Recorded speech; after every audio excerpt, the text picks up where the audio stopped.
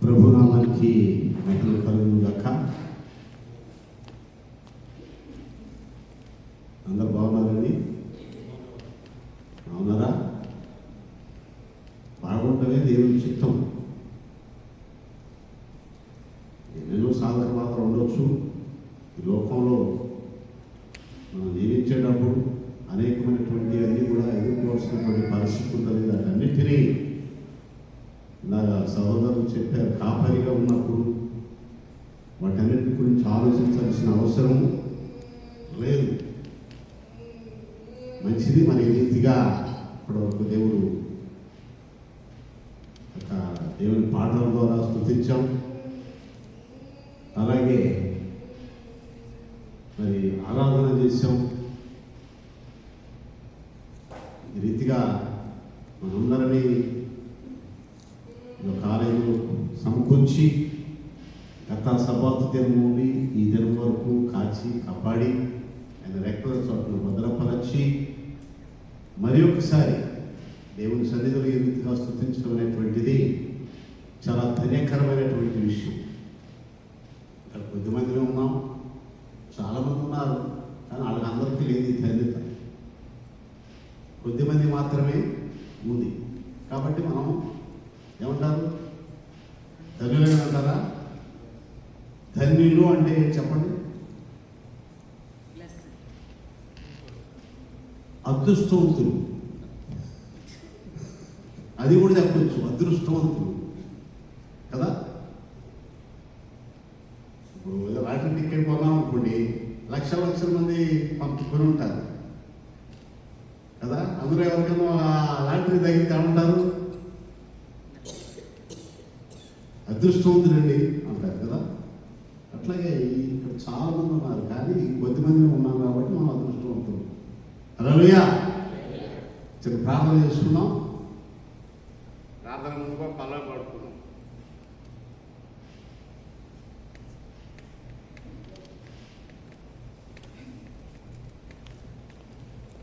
మంచిదో పాట పల్లవి పడుకున్నాం. ఎంత మంచి దేవుడు అయ్యా. వచ్చండి, వచ్చా అందరూ కలిసి నాతో పాడండి. ఎంత మంచి దేవుడవయ్యా, ఎంత మంచి దేవుడవేసయ్యా, చింతలన్నీ తీరేనయ్యా నిన్ను చేరగా. ఎంత మంచి దేవుడవేసయ్యా, నా చింతలన్నీ తీరేనయ్యా నిన్ను చేరగా. ఎంత మంచి దేవుడవేసయ్యా, ఎంత మంచి దేవుడవయ్యా, ఎంత మంచి దేవుడవేసయ్యా, చింతలన్నీ తీరేనయ్యా నిన్ను చేరగా. ఎంత మంచి దేవుడవేసయ్యా, నా చింతలన్నీ తీరేనయ్యా నిన్ను చేరగా. ఎంత మంచి దేవుడవేసయ్యా.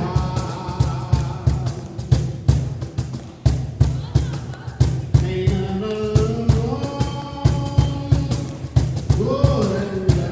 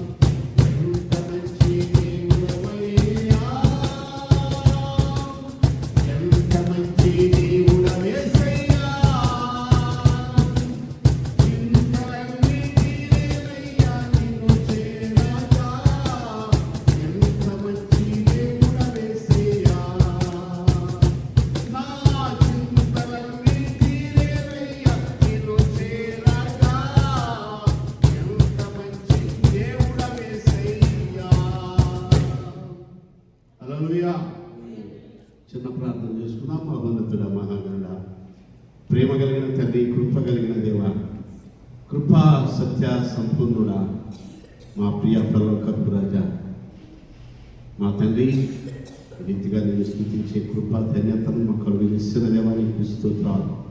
ఇంతవరకు పాటలతో మీరు మహిమ పొందుకున్నారు ప్రభువా.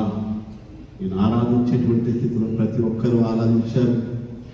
ఈ రీతిగా ప్రభు నీ లేఖన భాగంలో చదివినగా కొద్ది నిమిషములతో నీ మాటలు ధ్యానం చేస్తూ ఉండగా నీ సన్నిధి మాతో ఉంచండి ప్రభు. నీకు స్తోత్రాలు. మా తండ్రి, వినగలిగినటువంటి చెవులను గ్రహించినటువంటి మనస్సును, లోబడేటువంటి హృదయాన్ని మా ప్రతి ఒక్కరికి అనుగ్రహించి మహిమ పొందమని అడుగుతున్నాను. నేను కాదు ప్రభు, మీరు మాట్లాడండి. నా మాటల్లో శక్తి లేదు ప్రభు. నీ వాక్యంలో ఉన్నటువంటి మాటలు శక్తి కలిగినటువంటి మాటలు ప్రభు. ఒక మాటలతో మా జీవితాన్ని మేము సరి చేసుకొని నీకు ఇక దగ్గరగా ఆధ్యాత్మికంగా మేము బలపడినట్టు సహాయం చేసి మహిమ పొందమని దీవించి మన యేసు పరిశుద్ధ నామములో ప్రార్థించి స్తుతించి వేడుకుంటున్నాం తండ్రి. ఆమేన్. హల్లెలూయా. మంచిది. మొదటిగా మరి అవకాశం ఇచ్చినటువంటి సహోదరుడు రాజ్కుమార్ గారికి మరి మీ అందరికీ వందనాలు తెలియజేస్తూ ఉన్నాం. మరి దేవుని వాక్యాన్ని ప్రకటించడం అనేటువంటిది చాలా ప్రాముఖ్యమైనటువంటి విషయం. సువార్త చేయువారి పాదములు సుందరమైనవి అని దేవుని వాక్యంలో వ్రాయబడింది. ఏమండి, ముఖ్యమంత్రి లేదు, ప్రధానమంత్రి లేదు, ఎవరికి లేదు ఈ బిరుదు. ఈ బిరుదు సువార్త చేసే ప్రతి ఒక్కరికి కూడా ఆయన ఎంత ఆధిక్యతలో ఉన్నా, ఎంత ఉన్నతమైనటువంటి స్థితిలో ఉన్న వారందరికీ కొరకు ప్రార్థన చేసేటువంటిది దైవజనుడు. ఆ భారం దైవజనుల మీద ఉంది. ప్రపంచం కొరకు, దేశం కొరకు, ప్రజలందరి కొరకు ప్రార్థనా విజ్ఞాపనలు తిమోతి పత్రిక 2వ అధ్యాయంలో రాబడి ఉంది. ఆ మాట మీరందరూ సంతోషంగా మాన్యతతో క్షేమంగా ఉండాలంటే ప్రజలందరి కొరకును, రాజుల కొరకును, అధికారుల కొరకును ఎవడి ప్రార్థనలు, యాచనలు చేయాలని రాయబడింది కదా. కాబట్టి సువార్త అంటే ఒక ప్రసంగం చేసేవాళ్ళదే కాదండి. ఈ సువార్త పనిలో ఏ చిన్న పని చేసినా అదంతా అందులో ఒక భాగమే. హల్లెలూయా. కాబట్టి ప్రియమైనటువంటి సహోదరి సహోదరులారా, మనం దేవుని ఆరాధించేటువంటి స్థితిలో ఉన్నాం. ఆరాధించాం చక్కగా ఉన్నాక మన సహోదరులు ఏం చెప్పారు? వ్యక్తిగతంగా దేవుడు చేసినటువంటి మేళ్ళు తలంచుకుంటూ ఆరాధన చేయండి అన్నారు. మన జీవితంలో ఎన్నెన్నో మేళ్ళు చేశారు, ఎన్నో అద్భుత కార్యాలు, ఆశ్చర్య కార్యాలు చేశారా లేదండి? నీకు చేశారో లేదో నాకు మట్టికి చేశారు. ఏమండి, నాకు చేశారు అని చెప్పగలగాలి, ఆ ధైర్యం ఉండాలి. కొంతమంది దేవుడి గురించి, దేవుడు చేసిన మేలు చెప్పుకోవాలంటే సిగ్గుపడతారు, భయపడతారు. ఏమండి, కానీ దేవుడు చేసినటువంటి మేళ్ళు భయపడకుండా ధైర్యంగా చెప్పాలి. అది కృతజ్ఞత అనేటువంటి తెలియజేయటం ప్రభువుకి. ఈనాడు చదవబడినటువంటి పాఠ్య భాగంలో తెస్సలోనికీయులకు రాసిన పత్రిక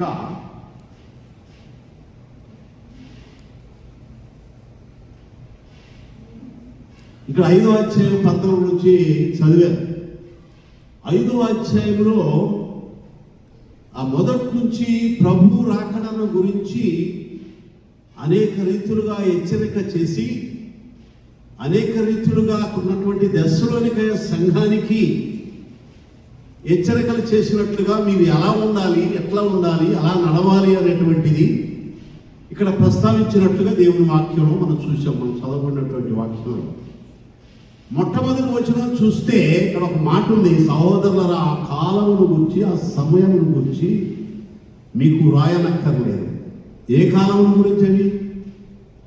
ఏ కాలమును గురించి? ఆ కాలమును గురించి. ఏ కాలం? అక్కడ రాయబడి ఉంది. ఏ కాలం అంటే ప్రభు వచ్చేటువంటి కాలం.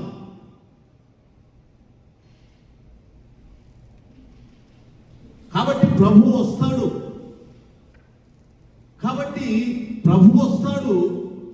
తన సంఘాన్ని, వధువు సంఘం సిద్ధపడినటువంటి సంఘాన్ని మధ్యాకాశంలో కలుసుకొని వరుడుగా ఆయన రాబోతున్నాడు. వధువుగా సిద్ధపడాల్సినటువంటి అవసరం ఎంతైనా ఉందనేటువంటి ఉద్దేశంతో చక్కటి మాటలు ఇక్కడ వ్రాయబడి ఉన్నాయి.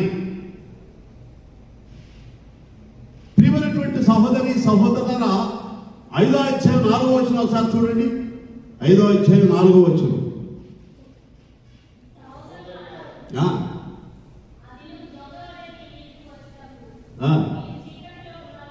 మీరు చీకటిలో ఉన్నవారు కారు.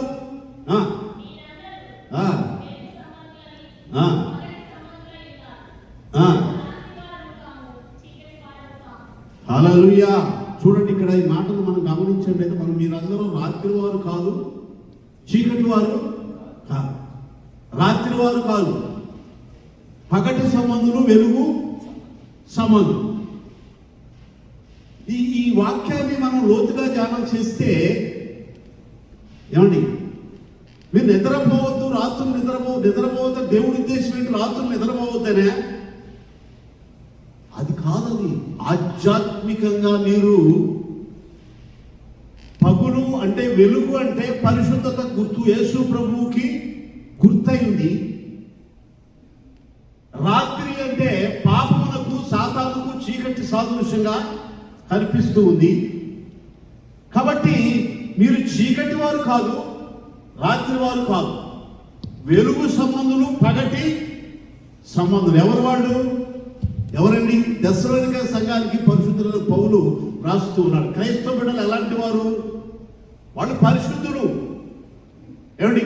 ప్రభువుని కలిగినటువంటి వారు. నేను పరిశుద్ధులైన ప్రకారం మీరు కూడా పరిశుద్ధులై ఉండండి. కాబట్టి అక్కడ నిద్రపోవటం కాదు, కానీ మీ పరిశుద్ధతను మీరు కాపాడుకోండి.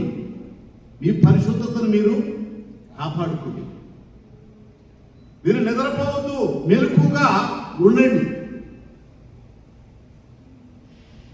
ప్రియమైనటువంటి సహోదరి సహోదరులారా, ఏదో ఆదివారం చర్చకు వచ్చినప్పుడే ఆరాధించడం అనేటువంటిది కాదు, కానీ ఏమండి, ప్రతినిత్యం మనకున్నటువంటి దేవుడిచ్చినటువంటి ఆ రక్షణ మనం కాపాడుకోవాల్సిన అవసరం ఉంది.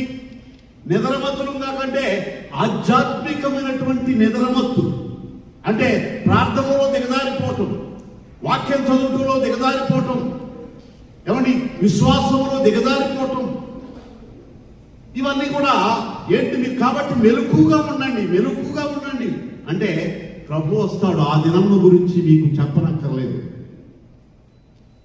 ప్రియమైనటువంటి సహోదరుడా, సహోదరి, మరి ఈ లోకంలో మనం జీవిస్తూ ఉన్నాం. ఈ లోకంలో ఆశీర్వదించబడటం మాత్రమే కాదు, ఈ లోకం విడిచిన తర్వాత అది ఎంత గొప్పవాళ్ళైనా, ఎంత ఆధిక్యత ఉన్నా, ఎంత పలుకుబడి ఉన్నా, పేరు ప్రఖ్యాతులు ఉన్నా, ఎప్పుడో ఒకసారి ఈ లోకాన్ని వదిలిపెట్టి ప్రభు పిలిస్తే వెళ్ళాలి. అంటే అక్కడికి వెళ్ళిన తర్వాత అసలు స్టార్ట్ అయింది. హల్లెలూయా. ప్రభు బిడ్డలకి చావు లేదు. శరీరం అయితే పోతే అంతే. ఆత్మ ఎక్కడ పోతుంది? ఆయన దయచేసిన ప్రభు దగ్గరికి వెళ్ళిపోతుంది. ఆజ్ఞ వెయ్య ఆయన నిత్యం ఆయనతో ఉంటాం. కాబట్టి మీరు మెలకుగా ఉండండి, నిద్రమత్తులై ఉండొద్దు, పగటివారై ఉండండి, వెలుగు సంబంధులై ఉండండి అని పరిశుద్ధులైన పౌలు హెచ్చరిస్తున్నాడు. ప్రియమైనటువంటి సహోదరి, అట్లా హెచ్చరిస్తూ 14వ వచనానికి వచ్చినప్పుడు ఇక్కడ చక్కటి మాట రాయబడి, సహోదరులారా, మేము మీకు బోధించినది ఏమనగా, అక్రమముగా నడుచుకుని వారికి బుద్ధి చెప్పుడి, ధైర్యము చెడిన వారిని ధైర్యపరచుడి, బలహీనులకు ఊతనీయుడి, అందరి ఎడల దీర్ఘశాంతము గలవారై ఉండు. ఎవడును కీడునకు ప్రతి కీడును ఎవరికైనా చేయకుండా చూచుకొనుడి. చాలు. ధైర్యం చెడినటువంటి వారిని ధైర్యపరచండి. అంటే ఆధ్యాత్మికంగా దిగజారిపోయేటువంటి వారిని వారితో దేవుని మాటల ద్వారా మాట్లాడి వాళ్ళు హెచ్చరించి కూర్చొని నీకు ఏ ఆపద ఏ కష్టం ఏదొచ్చింది ప్రభు ఉన్నాడు నీకు సహాయం చేస్తాడు అని ధైర్యం చెడినటువంటి వారికి ధైర్యపరచాల్సిన బాధ్యత ప్రతి క్రైస్తవ విశ్వాసకి ఉంది. ప్రియమైనటువంటి సహోదరి సహోదరులరా, పడిపోయిన వారిని లేపాలి. ఆధ్యాత్మికంగా పడిపోతే వాళ్ళని బలపరచాలి, బలహీనులను బలపరచండి. ఇలాంటివన్నీ హెచ్చరిస్తూ 16వ వచనానికి వచ్చేసరికి అక్కడ ఏమంటాడంటే, చదవండి. ప్రతి విషయమందును కృతజ్ఞతాస్తుతులు చెల్లించుడి. ఇలాగు చేయుట యేసుక్రీస్తునందు మీ విషయంలో దేవుని చిత్తం. ఏం చెప్పాలండి? ఏమన్నాడండి? ప్రతి విషయంలో. ఏ విషయంలో ఉదాహరణ చెప్పి ఉదాహరణ చెప్పొద్దు అంట. ప్రతి విషయంలో కృతజ్ఞతాస్తుతులు చెల్లించాలి. కృతజ్ఞత అంటే చాలా మంది కృతజ్ఞత లేనటువంటి వారు మన చోటి మేలు పొందుకొని ఎన్నో ఆపదల నుంచి బయటపడి మర్చిపోయేవాళ్ళు చాలా మంది ఉంటారు కదా. అవసరం తీరిన తర్వాత అసలు మనం వస్తూ ఉంటే అసలు ఎవరో తెలియనట్టుగా వెళ్ళేవాళ్ళు కూడా ఉన్నారు. అసలు ఆయన ఎవరో తెలియదు అనుకుంటే అలా అవసరం అయిపోతుంది. కాబట్టి దేవుని వాక్యం ఏం చెప్తుందంటే ప్రతి విషయంలో కృతజ్ఞతాస్తుతులు చెల్లించాలి. అది చాలా ప్రాముఖ్యమైనటువంటి విషయం. ఈనాడు బ్రతుకున్నామంటే ఏమండి? నేను మన తెలివా, మన గొప్పతనమా? దేవుని ఉచితమైనటువంటి కృప కదా. ఎంతమంది అండి ప్రయాణాల్లో ఎంతోమంది ఆపదలు. ఇప్పుడు ఎక్కడ వార్తలు విన్నప్పుడు అనేకమైనటువంటి దుర్వార్తలను వింటూ ఉన్నాం. నిన్న ఒక వార్త విన్నాం. దైవ సేవకుడు, మరి మీరు విన్నారో లేదో నాకు తెలియదు, మరి ప్రకాష్ గంటల్ గారు మరణించారు. దేవుని చిత్తం, ఆయన దేవుని సేవ బలంగా చేశాడు. ఏమండి, ఈ లోకంలో ఇక నీ పని చేయగలిసిన పని అంతా చేశావు కాబట్టి పిలిచారు, దేవుడు పిలిచారు, వెళ్ళిపోయారు. కాబట్టి ఆకస్మికంగా అనేక మంది ఈ దినాన్ని చూడలేనటువంటి వారు ఉన్నారు. అవునంటారు కాదన్నారా?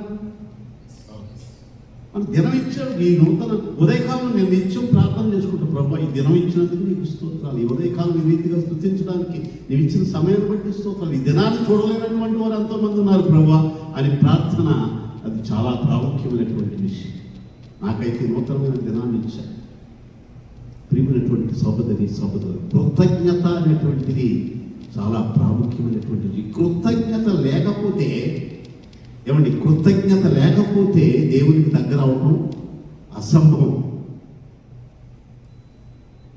దేవుడు ఇచ్చినటువంటి రక్షణ, అసలు ఏం కావాలి? నువ్వు ఇచ్చినటువంటి రక్షణను బట్టి నీకు స్తోత్రం ప్రభువా. నా కొరకు పాపిని, దుష్టుని, దుర్మార్గుని, పనికిరానటువంటి వాడు నా కోసం ఆఖరి పొట్టు వరకు నా కొరకు చిందించినటువంటి ప్రభువా నీకు స్తోత్రము అని మనం నిత్యము చెప్పాల్సినటువంటి అవసరం ఉంది కదా. ఎన్నిక లేనటువంటి వారు ఎన్నిక చేసిన దేవుడు, పనికిరానటువంటి మనం పనికొచ్చేటువంటి వారిగా చేసి పరిశుద్ధులుగా మార్చినటువంటి దేవుడు. కాబట్టి ఈ కృతజ్ఞత అనేటువంటిది చాలా ప్రాముఖ్యం. బైబిల్ చదువుచున్నప్పుడు నేనేదో ప్రసంగానికి ప్రిపేర్ అవ్వడం కాదు, కానీ చదువుతున్నప్పుడు ఒక మాట నా మనసులో పనిచేస్తుంది. ఆ మాట పనిచేస్తుంది. దేవుని స్వరం మాట్లాడినట్లుగా అనిపిస్తుంది.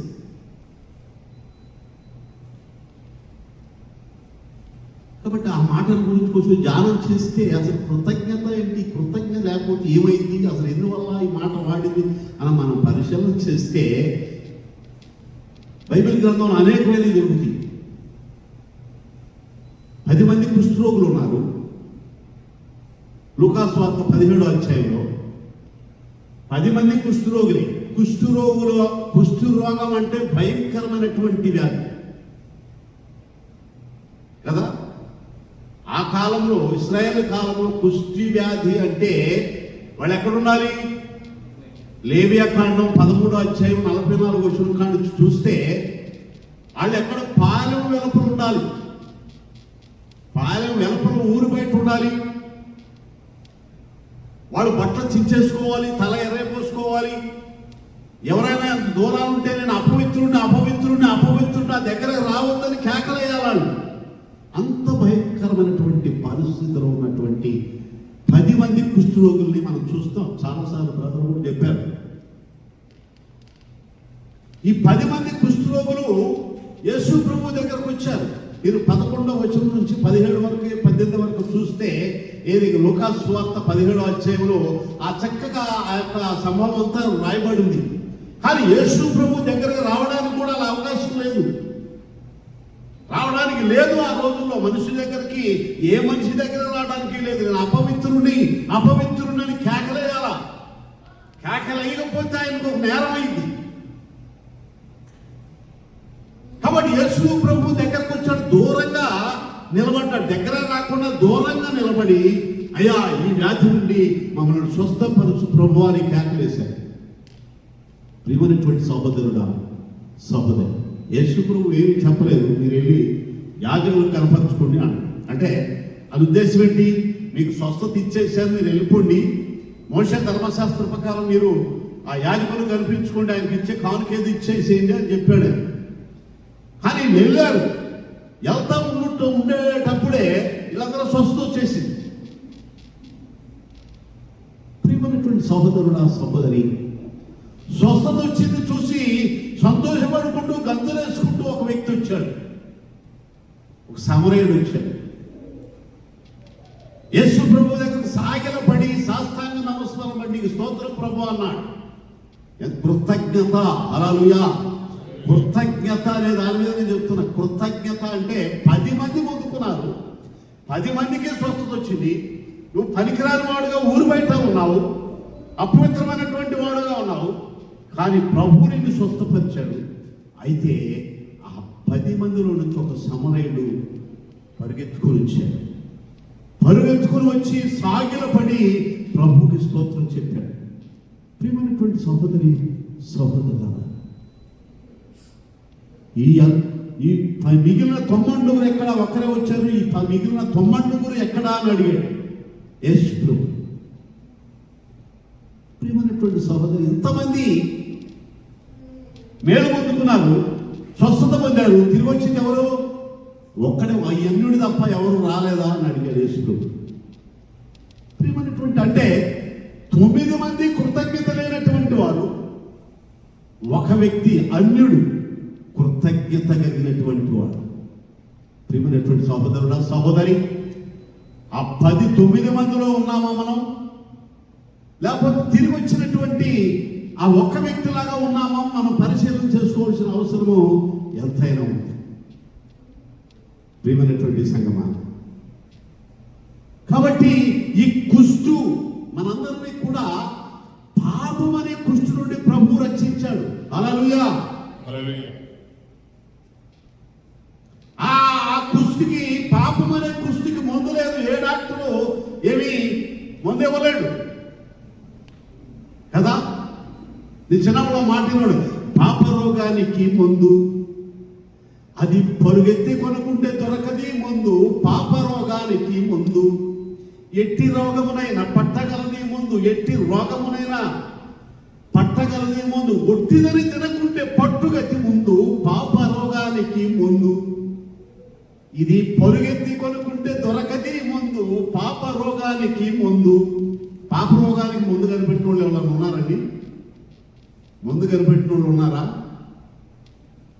పాప రోగానికి ముందు ప్రభు అయిన యేసు రక్తం. హల్లెలూయా, హల్లెలూయా.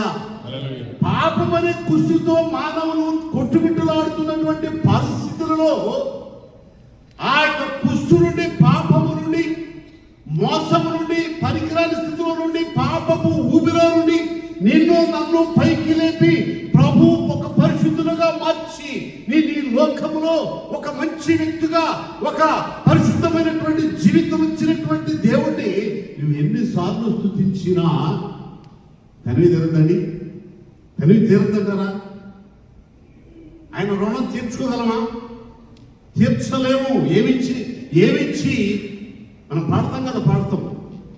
ఏమిచ్చి రుణం తీర్చును నా యేసయ్యా, నీ ప్రేమకై, నీ జాలికై ఏమిచ్చి రుణం తీర్చను నా యేసయ్యా, నీ ప్రేమకై నీ జాలికై. స్తుతి స్తోత్రం ఆరాధన నా బ్రతుకంతా ఆలాపన. స్తుతి స్తోత్రం ఆరాధన నా బ్రతుకంతా ఆలాపన. ఏమిచ్చి రుణం తీర్చను నా యేసయ్యా, నీ ప్రేమకై నీ జాలికై. హల్లెలూయా. ప్రియమైనటువంటి సహోదరి సహోదరులారా, మన బ్రతుకంతా స్తుతులు చెల్లించిన ఆయన రుణము మనం తీర్చుకోలేము. మన జీవితాంతమైన స్థుతులు చెల్లించిన రుణం తీరదు. ఎవరు నిన్ను రక్షించగలరు? నీ పాప జీవితం నుండి, అపవిత్రమైనటువంటి జీవితం నుండి, ఆ పాపమైనటువంటి కుష్టు నుండి ప్రభువు నిన్ను రక్షించి నిలబెట్టి ఈ యొక్క విలువైనటువంటి జీవితం దేవుడు నీకు ఇస్తే, ఈనాడు 10 మంది కుష్ఠరోగులు 9 మంది లాగా చాలా మంది ఉన్నారు. ప్రియమైనటువంటి సహోదరులు సహోదరులు, మంచి ఉన్నతమైనటువంటి స్థితిలో ఆస్తిపరులుగా, అందచందాలు కలిగినటువంటి వారుగా, పేరు ప్రఖ్యాతులు కలిగినటువంటి వారుగా ఉన్నారు. అది నా శక్తి, నా భక్తి, నా యుక్తి, నా జ్ఞానము అని అనుకుంటూ ఉన్నాను. ప్రియమైనటువంటి సహోదరుల సహోదరి, దొంగ వలె వస్తానంటున్నాడు. గర్భిణీ స్త్రీకి ప్రసవ వేదన కలిగినట్లు నేను వస్తాను, ఎవరికి సిద్ధపరిచినటువంటి జీతం వాళ్ళకి నేను ఇస్తాను, జాగ్రత్త అని దేవుని వాక్యము హెచ్చరిస్తూ. ప్రియమైనటువంటి సహోదరుడా సహోదరి, నీవు నేను ఎలా ఉన్నాం పరిశీలన చేసుకోవాల్సిన అవసరము ఎంతైనా ఉంది. కృతజ్ఞత కలిగినటువంటి జీవితం జీవిస్తూ ఉన్నామా? వాళ్ళకి దేవునికి ఇష్టమైనటువంటి బిడ్డలుగా ఈ లోకంలో జీవిస్తూ ఉన్నామా? 9 మంది కుష్ఠరోగుల వలె ఉన్నామా? లేకపోతే తిరిగి వచ్చినటువంటి అన్యుల వలె ప్రభు దగ్గర సాగిలపడి ప్రభు సన్నిధిలో అయానికి స్తోత్రము అనేటువంటి కృతజ్ఞత కలిగినటువంటి వ్యక్తిలా ఉన్నామా? పరిశీలన చేసుకోవాల్సిన అవసరము ఎంతైనా ఉంది. నా వయసు ఎంతో లేదు, 40 వచ్చినాయి, 50, 30 వచ్చినాయి, చాలా టైం ఉందిలే అని అనుకుంటామేమో. ప్రియమైనటువంటి సహోదరి సహోదరుల, ధనవంతుడు అదే అనుకున్నాడు. లూకాసువార్త 12వ అధ్యాయంలో పొలం సమృద్ధిగా పండింది, పొలం సమృద్ధిగా పండింది. ఏం చేయాలి నేను? ఈ పంట అంతా కూర్చుకోవాలంటే ఏం చేయాలి అని ప్రశ్న వేసుకున్నాడు. వేసుకుని, ఓహో, ఈ కొట్లను నింపేసి పెద్ద కొట్లు కట్టించి వాటి మీద నింపుతాం, నాకు చాలా సంవత్సరాలకి మరి మంచి పంట పండింది అని అనుకున్నాడు. కొట్లన్నీ కట్టించాడు. కట్టించి వాటి నిండా నింపి ఏమడుతున్నారు అంటున్నాడు, చాలా కాలానికి, చాలా సంవత్సరాలకు ఎవరు ఆడపడినా నాకు సంబంధం లేదు, నాకు మట్టికి ఏమండి సమృద్ధి అయినటువంటి పంట పండింది. ఓ ప్రాణమా, తినుము, తాగుము, సుఖించు అని నా ప్రాణంతో చెప్పుకుంటూ ఉన్నాను. లూకాసువార్త 12:20 ఈ మాట ఉంది. ఏమాట? ఓ వెర్రివాడా, ఏమన్నాడండి? వెర్రివాడా, దేవాలు నాకు ఇంత మంచి సమృద్ధి అయినటువంటి పండించినందుకు నీకు స్తోత్రాలని చెప్పట్లా, నేను అనేక మందికి మేలుకరముగా నన్ను ఉంచావు ప్రభు అని చెప్పట్లా. ఏమండి? ఆ కొట్టలో కూర్చుకొని ఎవరికి ఏమైనా నాకు సమృద్ధిగా ఉంది, నా ప్రాణంతో నాకు కావాల్సినవన్నీ నాకు ఉన్నాయి కాబట్టి ఓ ప్రాణమా, తినుము, తాగుము, సుఖించు. ప్రియమైనటువంటి సహోదరుడా సహోదరి, ఓ వీరివాడ, ఈ రాత్రి నీ ప్రాణము అడుగుచు. ఏమైంది నువ్వు సంపాదించిందంత? అంటే దేవుని కోసం ధనవంతుడు కాకుండా ఈ లోకంలో ధనవంతుడు అయినటువంటి వారు ఎవరన్నాడు ప్రభు? వెర్రివారు. హల్లెలూయా. పరలోకము సంపాదించుకుంటే అక్కడ చిమెట కొట్టదు, తుప్పు పట్టదు. ఇది అశాశ్వతమైనటువంటి లోకం. మనం ఈ లోకంలోకి ఏమంటాడు? ఈ లోకంలోకి నేను దిగంబరిలో ఇచ్చాను, దిగంబరినై వెళ్తాను. ఏమీ తీసుకొని రాలేదు, నేనేమి తీసుకొని పోలేదు. ప్రియమైనటువంటి సహోదరి సహోదరులారా, కృతజ్ఞత అనే అనేటువంటిది ఈ వాక్యం నేను చదువుతున్నప్పుడు ఈ కృతజ్ఞత అనేటువంటి మాట నా హృదయంలో బాగా పనిచేసింది. అంటే వాక్యం ఎప్పుడు చదువుతూనే ఉంటాం. చదువుతారు, మీరు చదువుతారో చదవరో నాకు తెలుసు, తెలియదు కదా. చదువుతున్నారంటే ఒక ఆయన బైబిల్ చదవమంటే ఇట్లా ఏలు పెట్టి ఇక్కడ ఏదొస్తే అదే బైబిల్ చదివినట్టు మంచి భయపడుకొని నేను దీవిస్తానన్నట్టు యెషయా గ్రంథం వచ్చిందంట. ఏమండి, ఆయన భార్య చర్చికి వెళ్తే నేను వెళ్ళడం, నువ్వు చర్చికి వెళ్తున్నావు కానీ దేవుడు నాకు ఏం వాక్యం ఇచ్చడం చూసి నేను ఎప్పుడు వెళ్ళను కానీ నువ్వు భయపడవద్దు, నేను ఆశీర్వదిస్తా అని చెప్పాడు అందట అని భర్త చెప్పాడు భార్యకి. ఓహో అట్లనా, ఎంత చదువు ఎన్ని పేజీలు చదువుతా ఉంటే నేను ఏమి చదువులో ఒక్క మాట తీసినా ఒక్క మాటలోనే దేవుడు ఈ వాక్యం దాకా నాతో మాట్లాడు మళ్ళీ నీ చూడండి అందంట. మళ్ళీ తిరిగి మత్తయి సువార్త 27వ అధ్యాయము ఒకసారి చూడండి, 5వ వచనం ఒకసారి చూడండి. 27:5 త్వరగా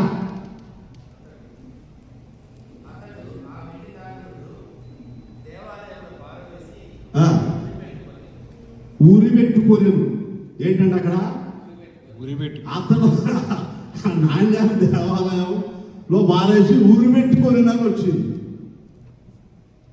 ఊరి ఏంటి ఇంకా ఇలాంటి మాట వచ్చింది ఏంటి, ఇలాంటి మాట ఇది మనసు బాగలేదే, ఒరి పెట్టుకొచ్చావటం ఏంటి అనే దాని మీద ఆలోచించి మళ్ళా తీసి చూసి ఏంటి మళ్ళా తీస్తే లోకాసు వార్త 10వ అధ్యాయం వచ్చింది.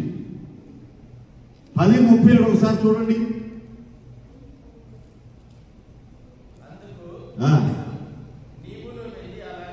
నీవును వెళ్ళి అలాగూ చెయ్యి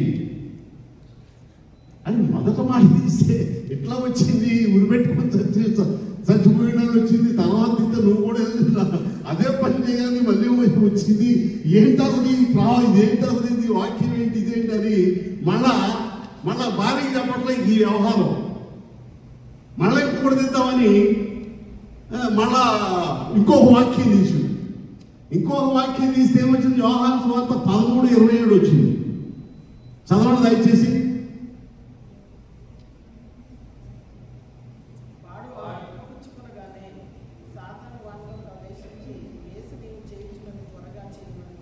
నీవు చేయుచున్నది త్వరగా చేయి. ఉరి పెట్టుకోమని వచ్చింది. తర్వాత ఇంకేమని వచ్చింది, నీవు వెళ్ళి అలాగా చెయ్యి అని. మూడోసారి వచ్చింది, నువ్వు చేయించున్నది త్వరగా చెయ్యి. కలత చెందిపోయింది, చెమటలు పోసుకొస్తున్నాయి. తన భార్య దగ్గర పోయాడు. భార్య దగ్గర 3 వాక్యాలు వచ్చినాయి. ఏంటో నాకు భయం వేస్తుంది అని అంటే భార్య ఏముందంటే, అంటే నువ్వు బైబిల్ ఆడొక మాట అక్కడో మాట చదవటం కాదు, బైబిల్ అనేటువంటి దేవుడు నాతో మాట్లాడుతుండు, దేవుని స్వరం ద్వారా నాతో మాట్లాడుతున్నాను ఉద్దేశిస్తూ నువ్వు చదవగలిగితే, మనసు పెట్టి చదివితే దేవుడు నీతో మాట్లాడుతున్నావు అని తన భార్య చెప్పిన. కాబట్టి బైబిల్ అనేటువంటిది చక్కగా చదవటం మనం అలవర్చుకోవాలి. అది చాలా మంచిది. నేను బ్రతికిస్తుంది, నేను నడిపిస్తుంది, నేను బలపరుస్తుంది, నేను ఆదరిస్తుంది, నేను ఆదుకుంటుంది, నీ పరిస్థితులన్నీ మార్చగలడానికి మార్గం చూపిస్తుంది. ఏమండి, కాబట్టి చదవటం అనేటువంటి రోజు అదొక ఎన్నెన్నో పనులు రోజు చేసుకునే పనులు ఉంటాయి. ఈ పనులన్నింటిలో కూడా ఇది ప్రాముఖ్యమైనటువంటి పని. సమయం కేటాయించండి. రోజుకి ఎంతో కొంత బైబిల్ చదవాలి. ఇది నేను చాలా సంఘాల్లో చెప్తా ఉంటా, బైబిల్ చదవాలి. బైబిల్ చదువుతుంటేనే, దేవుని వాక్యం చెప్తుంటే, సేవకులు చెప్తా ఉంటే ఆ బైబిల్ని మీకు అర్థమవుతూ ఉంటుంది. అంటే మీరు అందరూ చదువుతారని నాకు తెలుసు, చదువుతారని నేను అనుకుంటున్నాను. కాబట్టి ప్రియమైనటువంటి సహోదరి సహోదరులారా, ఈ వాక్యంలో కృతజ్ఞత కలిగి ఉండటం ఆయన చిత్తము అని ఉంది కదా. అలా చేయుట ఆయన చిత్తం. ప్రియమైనటువంటి సహోదరుడా సహోదరి, కృతజ్ఞత కలిగినటువంటి బిడ్డలుగా, దేవునికి మహిమ తెచ్చేటువంటి బిడ్డలుగా, దేవునికి స్తుతి మహిమ ఘనత చెల్లించేటువంటి సహోదరులు చెప్పారు. మీరందరూ వ్యక్తిగత జీవితంలో మీకు చేసినటువంటి మేలును బట్టి ఆయన స్తుతించి ఆరాధించండి అని అన్నారు. చాలా చర్చిల్లో ఇట్లా ఉంటాయి, కొన్ని చర్చిల్లో ఉండవు. కానీ స్తుతించి ఆరాధించడం, చేసిన మేలుని తలంచుకుని స్తుతించి ఆరాధించి ఆయన ఘనపరచడం, కృతజ్ఞతలు తెలియజేయటం అనేటువంటిది చాలా ప్రాముఖ్యం. సహోదరి సహోదరులరా, కృతజ్ఞత లేనందువలనే ఇశ్రాయేలు చేరవలసినటువంటి గమ్యస్థానానికి చేరలేకపోయారు. యేసయ్య గారు పాట పాడుతారు. ఏంటో పాట? అందులో కృతజ్ఞత లేనివారు వేల కొలదిగా కూలినను, కృతజ్ఞత లేనివారు వేల కొలదిగా కూలినను, కృపావాక్యము నాకు సాక్షులమై, కృపావాక్యము నాకు సాక్షులమై, కృప వెంబడి కృప పొందేదము. ఆనందయాత్ర ఇది, ఆత్మీయ యాత్ర, యేసుతో నూతన యెరూషలేము యాత్ర, మన యేసుతో నూతన యెరూషలేము యాత్ర, ఆనందయాత్ర. హల్లెలూయా. క్రైస్తవ యాత్ర ఆత్మీయమైనటువంటి యాత్ర. యేసుతో కలిసి యాత్ర చేసేటువంటి యాత్ర. ఇది ఆత్మీయమైనటువంటి యాత్ర. ఇది యెరూషలేము యాత్ర. పరమకాలాను వైపు వాళ్ళు యాత్ర చేస్తూ ఉన్నప్పుడు ఇశ్రాయేలీయులు అనేకమైనటువంటి అద్భుత కార్యాలు వాళ్ళు చూశారు కదా.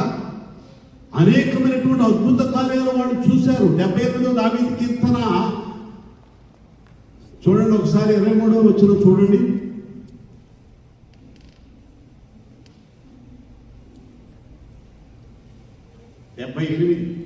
అయినను ఆయన పైనున్న ఆకాశములకు ఆజ్ఞాపించను, అంతరిక్ష ద్వారములను తెరిచెను. ఆహారములకై ఆయన వారి మీద మన్నాను కురిపించను, ఆకాశ ధాన్యము వారికి అనుగ్రహించను. దేవదూతల ఆహారము నరులు భుజించిరి. దేవదూతలు ఆహారము వాళ్ళు భుజించారు. ఏం భుజించారండి? వండకుండా, కష్టపడకుండా, పని చేయకుండా దేవదూతలు తినేటువంటి ఆహారం, దేవదూతల ఆహారాన్ని వాళ్ళు భుజించారు. ఆకాశం నుండి కురిపించినటువంటి దేవుడు. అరణ్యములో పగలు ఏమని అగ్నిస్తంభం, పగలు మేఘస్తంభం, రాత్రి అగ్నిస్తంభం, వాళ్ళకి ఎండ తగలకుండా, ఏమని ఏ విధమైనటువంటి అపాయం లేకుండా, ఏ విధంగా కష్టం రాకుండా, వాళ్ళకి కాలు అరగకుండా, వస్త్రము మాయకుండా వాళ్ళను దేవుడు నడిపిస్తే, ఎన్నో అద్భుత కార్యాలు చేసి ఐగుప్తు దేశంలో అనేకమైన అద్భుత కార్యములు చేసి బయటికి తీసుకొని వచ్చి పరమకాలాల వైపు వాళ్ళు ప్రయాణం చేస్తూ ఉంటే, నీళ్లు లేనటువంటి పరిస్థితులలో బండ నుండి నీళ్లు తీసుకొని వచ్చి ఆ ఇశ్రాయేలుని తాగించినటువంటి పరిస్థితులు ఎన్నెన్నో మేలు చేశారు. ప్రతి విషయంలో మోషే మీద సనువుడే. మమ్మల్ని ఎందుకు తీసుకొచ్చావు? చూడండి, సంఖ్యాకాండం 20వ అధ్యాయం 5వ వచనం. సంఖ్యాకాండం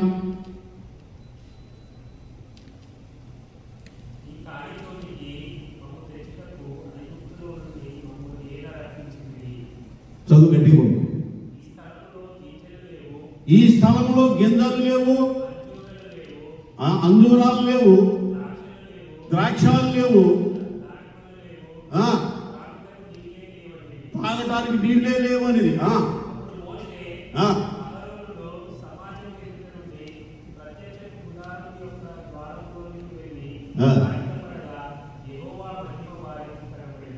హల్లెలూయా.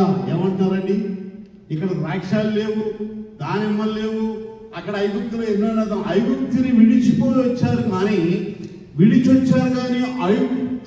ఐగుప్తులో ఉన్నటువంటి ఆశ వాళ్ళు వదులుకోలేకపోయారు. అంటే ఐగుప్తు నుంచి వచ్చారు, అరణ్యంలో నడిపించబడుతున్నారు, దేవుడు నడిపిస్తూ ఉన్నాడు, మన్నాను కురిపించాడు, దేవదూతల ఆహారాన్ని వాళ్ళు భుజించారు. ఏమంటే బండ నుండి నీళ్లు మోసే ద్వారా ప్రభు రప్పిస్తే తాగారు. కానీ మాకు ఐగుప్తులో ఉన్నటువంటి సౌకర్యాలు ఎక్కడ లేవు అని అంటున్నారా? కృతజ్ఞత లేనటువంటి మనుషులుగా ఉన్నారు. హల్లెలూయా. అందుకని యేసయ్య గారి ఈ పాట రాసింది, కృతజ్ఞత లేనటువంటి వారు వేల కొలదిగా కూలిపోయారు. ఆ మోషే ద్వారా వచ్చినటువంటి వాళ్ళ వలన మోషే కూడా ఇసికి ద్రోహులాగా ఈ బండ నుండి నీళ్లు తెప్పించాలా అని బండతో మాట్లాడమంటే ఆ బండని కర్ర పెట్టి కొట్టే, బండతో నీవు మాట్లాడు మోషే అంత చెప్పాడు కదా.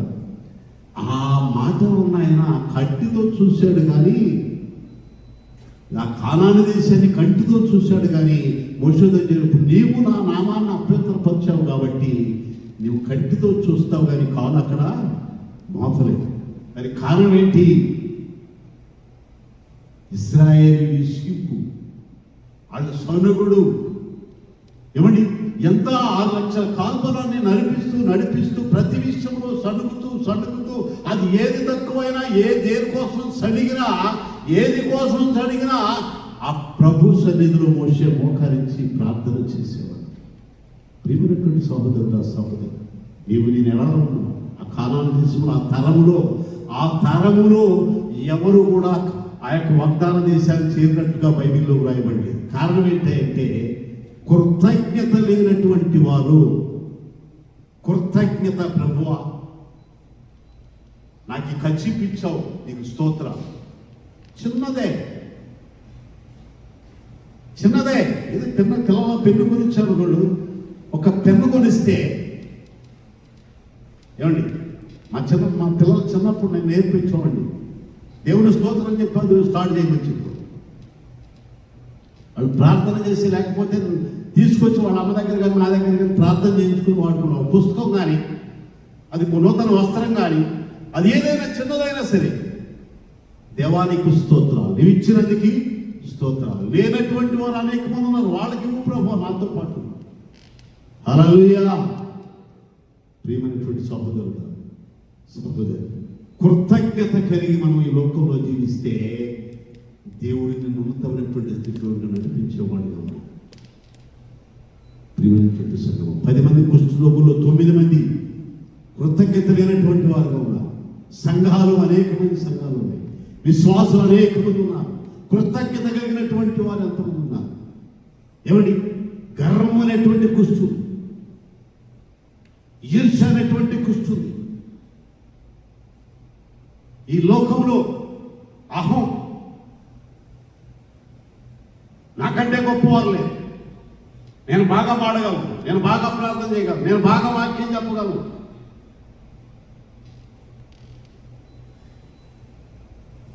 ఒక రకమైనటువంటి అహం. యేసుప్రభు వెళ్తా ఉంటే, ప్రభు పేరు వచ్చేవాడు స్తుతింపబడును గాక అని కేకలేస్తా ఉంటే, పక్కన ఉన్నటువంటి వీళ్ళు శాస్త్రులు పరిశీలన ఉన్నారంటే వాళ్ళని ఆపు చేయండి అన్నారు. వీళ్ళ ద్వారా ఆపు చేస్తే ఈ రాళ్ళు కేకలేస్తే అన్నాడు యేసుప్రభు. హల్లెలూయా. వీళ్ళు కేకలైపోతే రాళ్ళు కేకలేస్తే, అంటే రాళ్ళు అంటే ఏంటి? అక్కడ అసలు నన్ను తెలియనటువంటి వాళ్ళు, నన్ను తెలుసుకుని నన్ను స్తుతించేటువంటి వాళ్ళు అనేక మంది వస్తారు. కాబట్టి ప్రియమైనటువంటి సహోదరులారా, ఈ కృతజ్ఞత అనేటువంటిది చాలా ప్రాముఖ్యమైనటువంటిది. నా ప్రాణమా యెహోవాను స్తుతించుము, నా అంతరంగము సమస్తమా ఆయన పరిశుద్ధ నామమును స్తుతించుము. ఆయన చేసిన ఉపకారములలో దేనిని అంటే మర్చిపోతే ఏంటన్నా? కృతజ్ఞత లేనటువంటి వారు. మనం మర్చిపోతున్నామంటే కృతజ్ఞత లేనటువంటి వారు. కృతజ్ఞత లేనటువంటి వారు. ఒక వ్యక్తికి నువ్వు మేలు చేసావు, మేలు చేస్తే అసలు నువ్వెవరో అది అయిపోయిన తర్వాత మళ్ళీ నువ్వు ఎదురుకొచ్చినా కూడా తెలియనట్టు వెళ్ళిపోతాడు. ఏమండి, తెలియనట్టు వెళ్ళిపోతే మరి మళ్ళీ ఏదైనా అవసరం వచ్చినప్పుడు వస్తారు, కష్టం వచ్చినప్పుడు నువ్వు చేయగలరా? మీరు చెప్పండి, చేస్తారా? మళ్ళీ ఏదైనా మేలు చేయగలరా? అది మనస్సాక్షి లేనివాడి, కృతజ్ఞత లేనివాడి చేసిన ఉపయోగం లేదు మనం అనుకుంటామా?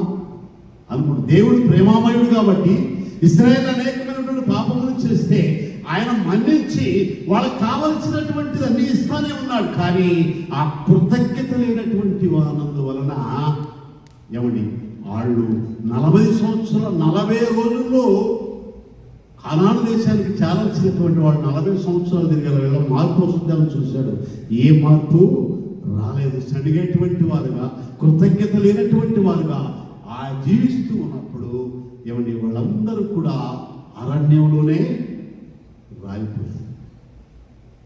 ప్రియమైనటువంటి సహోదరుడా, ఆ యొక్క కాలంలో పర్వకాలంలో చేరగలిగింది ఎంతమంది అయ్యంటే ఒక ఇద్దరు ఉన్నారు. ఆ తరంలో చెప్పగలరా మీరు? యోషువ, కాలేబు. హల్లెలూయా. వాళ్ళిద్దరు చేరగలడానికి కారణం ఏంటి అంటే ప్రభువులో నమ్మకం ఉన్నారు, యథార్థంగా ఉన్నారు, కృతజ్ఞత కలిగి ఉన్నారు. కాబట్టి మనము ఈ లోకము నుండి మనం ఆధ్యాత్మికమైన ఆత్మీయ యాత్రలో ఉన్నాము. వాళ్ళు అరణ్యంలో ప్రయాణం చేశారు కానానికి. ఏమండి, మనము ఈ లోకంలో నుండి పరలోకానికి ప్రయాణంలో ఉన్నాం. పరిశుద్ధులైన పౌలు అంటాడు, మీ లోకంలో యాత్రికులను పరదేశులై ఉన్నారు. యాత్రికులు మనం పరదేశులు.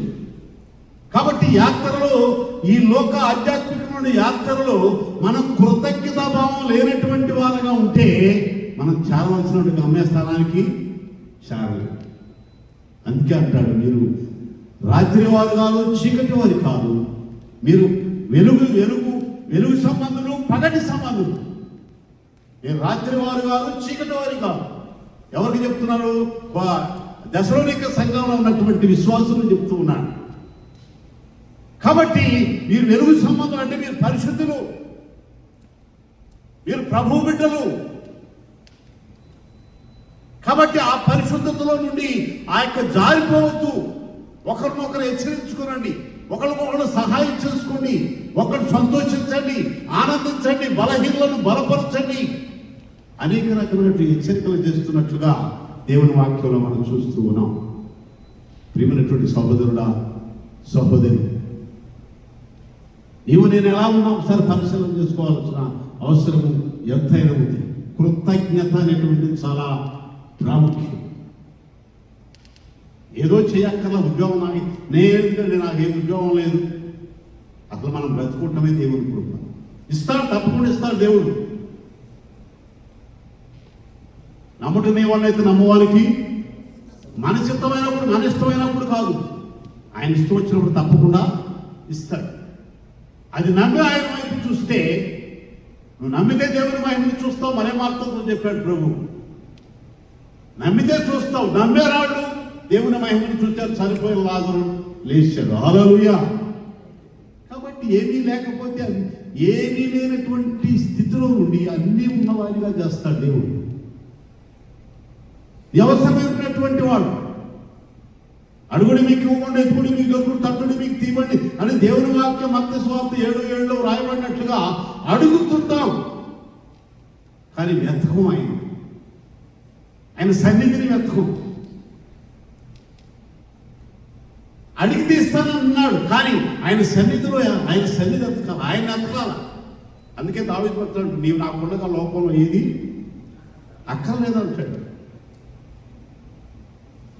ఏది అక్కర్లేదు, నువ్వు నాకుంటే చాలు ప్రభు అంటే అన్నీ ఇవ్వగలిగినటువంటి ప్రభువు నేను కలిగి ఉన్నా, నాకు అన్నీ చూసుకోగలడు. ప్రియమైనటువంటి సహోదరి సహోదరులు, ప్రియమైనటువంటి సంగమా, ఒక రాజకుమారుడు అడవిలోకి వెళ్ళాడంట. వేటకని వెళ్తే పులి వెంటబడింది. అది పులిబారి నుంచి ఒక ఇద్దరు వ్యక్తులు తప్పించారు. ముగ్గురు వ్యక్తులు తప్పిస్తే ఈ రాజకుమారుడు ఇంటికి వచ్చిన తర్వాత, డాడీ నాకు ఇలాంటి పరిస్థితుల్లో, ప్రాణాపాయ పరిస్థితిలో మా ముగ్గురు కలిసి నా ప్రాణాన్ని రక్షించారు అని వాళ్ళ డాడీ రాజుగారు చెప్తే, రాజుగారు వాళ్ళ ముగ్గురిని వినిపించి నీ ఏం కావాలో అడగమన్నా, కోరుకోమన్నా. ఏమండి కోరుకోమంటే ఆ ముగ్గురు వ్యక్తుల్లో ఒక ఆయన నాకు పెళ్లి చేయండి అని చెప్పాడు. రాజుగారు తలుచుకుంటే దెబ్బలు కుదువా, పక్కన వాళ్ళ మంత్రులు వాళ్ళ పరివాళ్ళని పిలిచాడు. ఇక్కడ ఒక మంచి అమ్మాయిని చూసి అతను పెళ్లి చేయండి అని అంటే ఆయన పెళ్లి చేసేసాడు.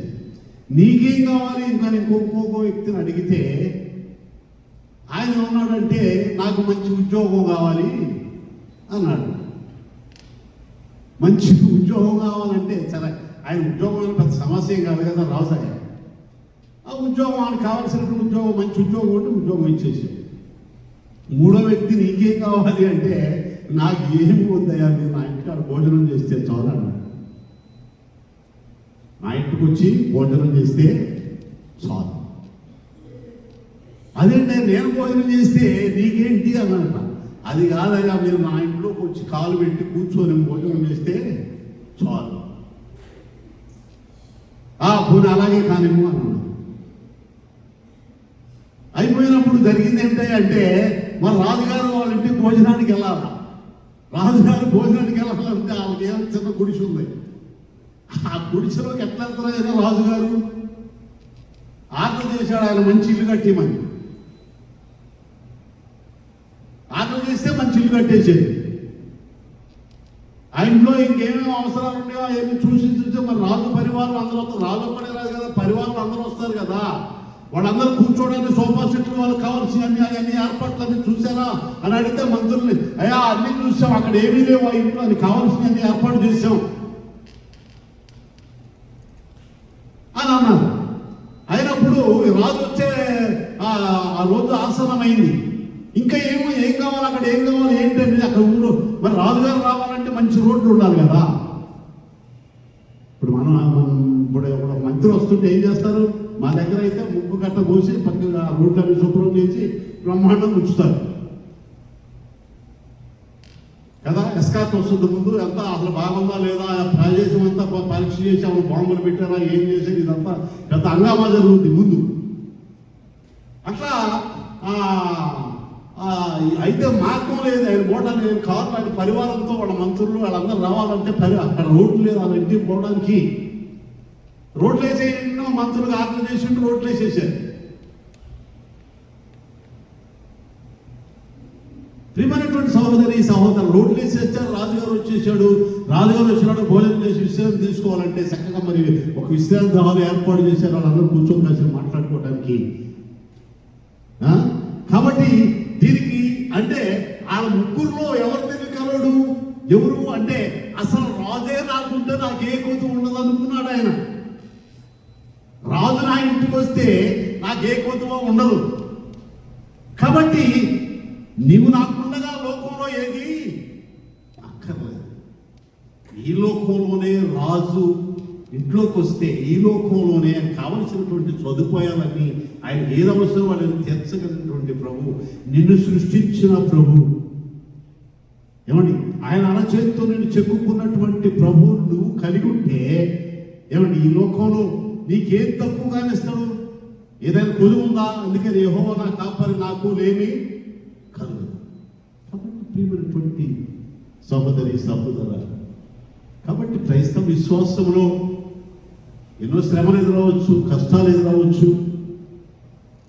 ఇవన్నీ ఎదుర్కోవాల్సిన అవసరం ఉంది. అంటే మనం చక్క పాట వింటాం, విత్తనం విరగకపోతే అండి వచ్చా మీకు ఇది, విత్తనం విరగకపోతే ఫలించునా, కష్టాలే లేకపోతే కిరీటమే వచ్చునా, విత్తనం విరగకపోతే ఫలించునా, కష్టాలే లేకపోతే కిరీటమే వచ్చునా, శ్రమలే నా అతిశయం, శ్రమలోనే ఆనందం, శ్రమల యందే ఉత్సాహం, విశ్వాసమే నా బలం. శ్రమలే నా అతిశయం, శ్రమలోనే ఆనందం, శ్రమల యందే ఉత్సాహం, విశ్వాసమే నా బలం. విత్తనం ఎరగకపోతే ఫలించునా, కష్టాలే లేకపోతే కిరీటమే వచ్చునా. పోరాటం దేవునిదైతే నాకేలా ఆరాటం, విశ్వసించి నిలుచుంటూనే ఇస్తాడు విజయ కిరీటం. పోరాటం దేవునిదైతే నాకేలా ఆరాటం, విశ్వసించి నిలుచుంటేనే ఇస్తాడు విజయ కిరీటం. గొలియాతును సృష్టించినది దావీదును హెచ్చించుటకే, గొలియాతును సృష్టించినది దావీదును హెచ్చించుటకే. కిరీటం కావాలంటే గొలియాతులు రావద్దా, కిరీటం కావాలంటే గొలియాతులు రావద్దా. శ్రమలే నా అతిశయం, శ్రమలోనే ఆనందం, శ్రమల యందే ఉత్సాహం, విశ్వాసమే నా బలం. శ్రమలే నా అతిశయం, శ్రమలోనే ఆనందం, శ్రమల యందే ఉత్సాహం, విశ్వాసమే నా బలం. హల్లెలూయా. భూమిలో విత్తనం వేస్తాం, అది వేసినట్టే ఉంటే మొక్క వస్తుందా? ఏమన్నా వస్తా? మీరు కాయగూర మొక్కలు అయ్యి వేస్తుంటారు కదా, అది రెండు రోజుల తర్వాత అది ఇష్టం పగిలిపోతే అందులో నుంచి మొక్క వస్తుంది కదా. క్రైస్తవ విశ్వాసులు కూడా అది మొక్కగా వచ్చి అది ఫలించి అది అభివృద్ధికి వస్తుంది ఆ పంట, ఆ మొక్క ఏదైనా కదా. అట్లాగే విశ్వాసులకు శ్రమలు వస్తే ఆ శ్రమలోనే నీకు ఆశీర్వాదం ఉంటుంది. హల్లెలూయా. ఇప్పుడు దావీదుని జయించలేకపోతే, ఆ గొలియాతుని జయించలేకపోతే దావీదు వీరత్వం కనపడద్దా? ఎవడి 6 మూల జానుడు గొలియాతు, గొర్రెలు కాచుకుంటూ చిన్న కుర్రోడు ఎవరు?